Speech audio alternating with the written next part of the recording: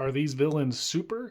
Captain America Brave New World. For a full breakdown on what we mean by someone being a super villain, go ahead and check out this video. But basically, we're looking at the names and costumes of the villains of the movies to see if they qualify as super villains or if they're just bad guys. Starting with Sidewinder, he almost passes because of how much they just call him Sidewinder. Like, I can't even remember what his actual name is. They just call him Sidewinder. Unfortunately, in the clothing department, he just went to his local men's department. In other scenes, he wears more like military tactical gear, but is still not specialized enough to make him feel like a supervillain. This is the same for the rest of the Serpents. It would have worked to call them a supervillain group if they had any sort of costuming, but as is, they're just a gang.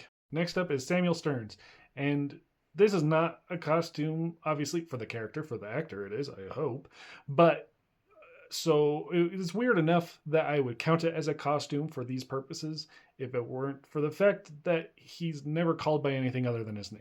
This is another instance where the costuming is strong enough that I would be willing to call them a supervillain if there had been basically anything done to reference what his supervillain name is. We have called him the leader, and we knew that's what he was getting turned into, but he never gets referred to that in any sort of capacity in the movie.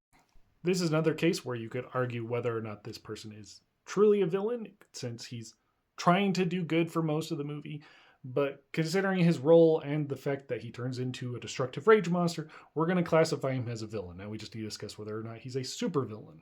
I'm going to give him a soft pass because he does obviously change into not necessarily a costume, but a persona that is very different than his civilian counterpart.